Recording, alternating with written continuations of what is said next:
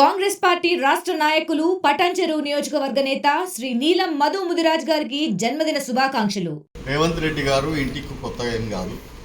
ఆయన ఇష్టం ఉన్నప్పుడు ఎప్పుడైనా కానీ వస్తుంటాడు. ఈసారి వచ్చేదానికి ఏంటంటే చిత్తన్నకు ఆయన ప్రియమైన అన్నకు సీటు రాలేదని చెప్పి కండోలెన్స్ చెప్పడానికి మాత్రం ఆయన ఇచ్చింది. లోపల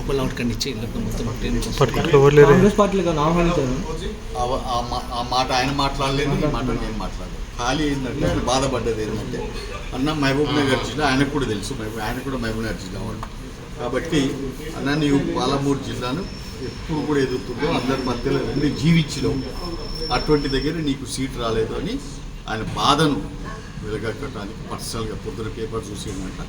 ఆంధ్రజ్యోతిలో పైన అరుణాకు సాయి జితేందర్ రెడ్డికి నై అని చెప్పి వచ్చిందంట. అది చూసినా చాలా బాధగా ఉంది, అందుకని నీకు కలిసిపోనికి వచ్చినాను.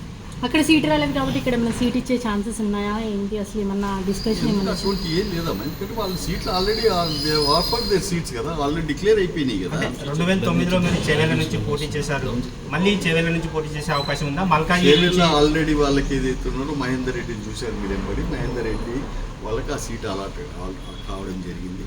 అంటే అటువంటి ఛాన్స్లు ఏం లేదు, దాని మీద ఏం ఊహించుకోకండి. మల్కాజ్గిరి మీకు ఇస్తారని ప్రచారం జరుగుతుంది బయట. మల్కాజ్గిరి నేను చెప్తున్నా కదా మీకు, ఆయన వచ్చిన దాంట్లో అటువంటి ఏ ఒక్క మాటలు లేవు, ఏ ఒక్క సీట్ గురించి కూడా చర్చించలేదు.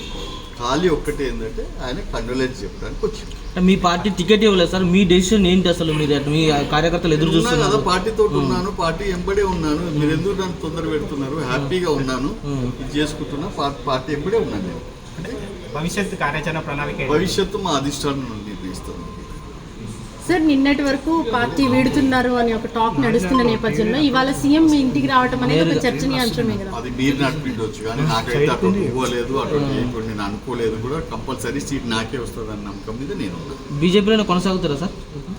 కొనసాగుతూనే ఉన్నా కదా, చూస్తూనే ఉన్నావు కదా, డౌట్ ఎందుకు వస్తుంది?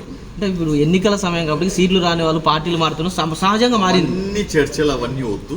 మీకు రేవంత్ రెడ్డి ఎందుకు వచ్చిందని అడిగింది, దానికి నేను మీకు జవాబు చెప్పాను. మరిన్ని వీడియోస్ కోసం ఛానల్ ని సబ్స్క్రైబ్ చేయండి, లేటెస్ట్ అప్డేట్స్ కోసం వాట్సాప్ ఛానల్ ని ఫాలో చేయండి అండ్ లింక్ డిస్క్రిప్షన్ లో ఉంది.